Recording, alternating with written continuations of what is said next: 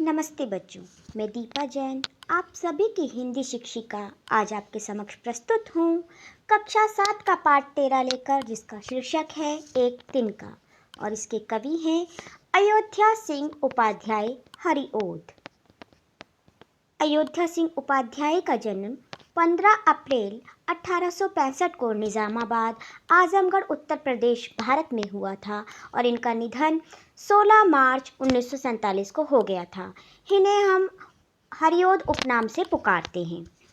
हरिओद जी मूलतः भारतीय थे। इन्हें पूरे नाम में अयोध्या सिंह उपाध्याय हरिओद के नाम से जाना जाता है। इनकी जन्मभूमि उत्तर प्रदेश रही और इनके पिताजी का नाम भोला सिंह और माता का नाम रुक्मणी देवी था। इनकी पत्नी का नाम आनंद कुमारी था और इनकी कुछ प्रमुख कृतियां हैं प्रिय प्रवास, चौखे चौपदे, वैदही, वनवास, रसिक रहस्य, पद्म प्रसून आदि। ये गद्य, पद्य, नाटक, उपन्यास सभी में विधाएं लिखते थे। आज की हमारी कविता है एक तिनका, जिसे लिखा है अयोध्या सिंह उपाध्याय हरिओद ने। मैं घमंडों में भरा ऐठा हुआ, एक दिन जब था मुंडेरे पर खड़ा, अचानक दूर से उड़ता हुआ एक तिनका आँख में मेरी पड़ा।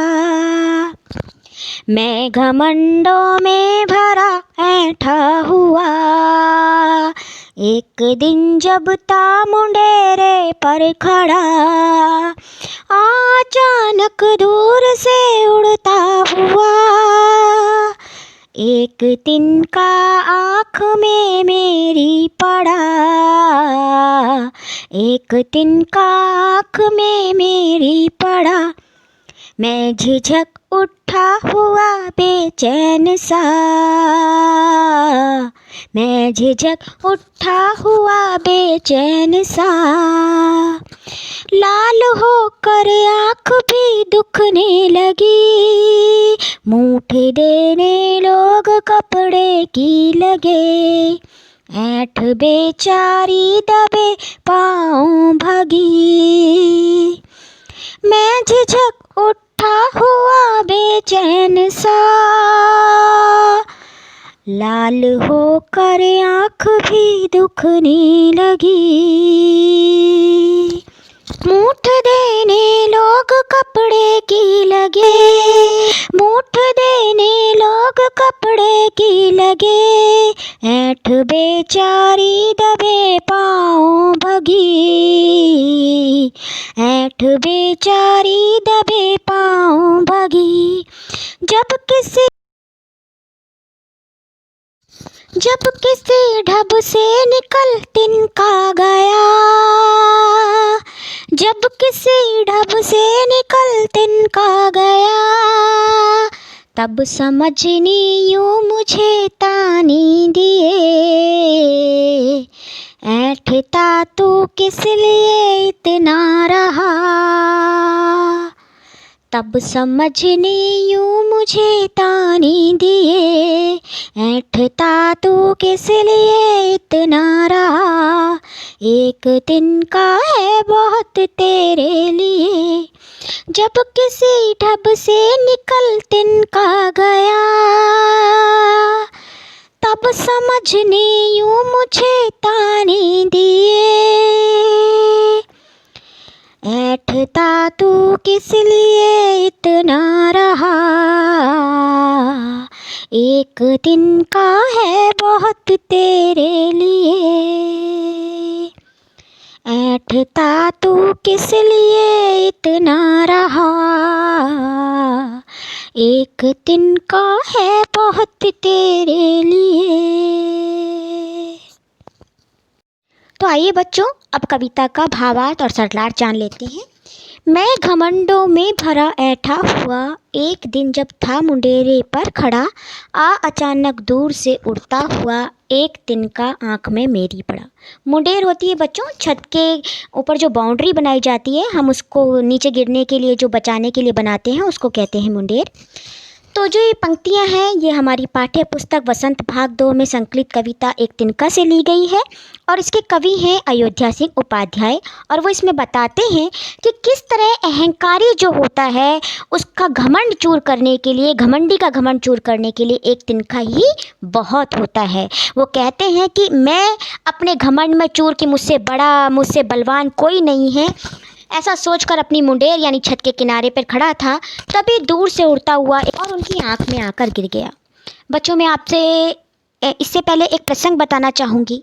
एक व्यक्ति था, वो बहुत बड़े आलीशान घर में रहता था और अचानक उसकी जो है सीवरेज की उसको प्रॉब्लम हो गई, यानी कि उसका जो नाली थी वो बंद पड़ गई। तो वो सोचता था कि मुझे कभी छोटे इंसानों का सहारा नहीं लेना पड़ेगा, मुझे कभी उनके आगे पीछे नहीं घूमना पड़ेगा। तो उसे अपनी समस्या का समाधान करने के लिए उन छोटे लोगों को बुलाना पड़ा और उसका अहंकार है वो चूर हो गया।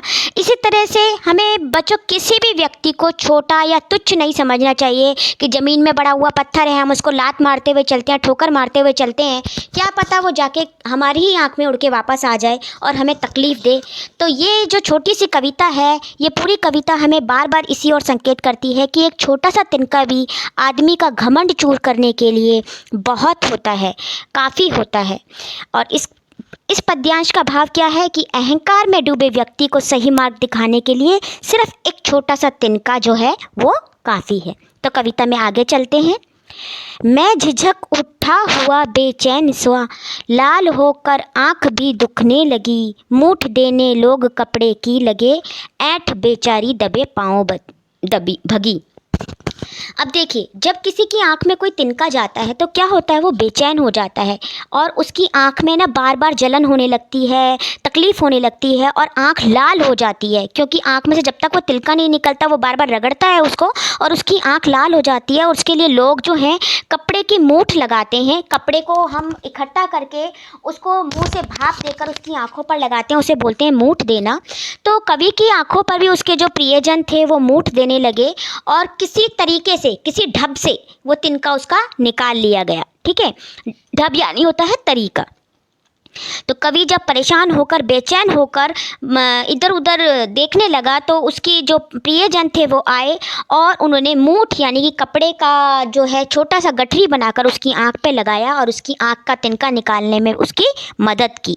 उसकी आंख से वो तिनका निकल गया, तब जाके उसको थोड़ा सा आराम मिला और तब जाकर क्या हुआ, वो थोड़ा सा अपने आप को सहज महसूस करने लगा। और तब उसने क्या सोचा, देखिए।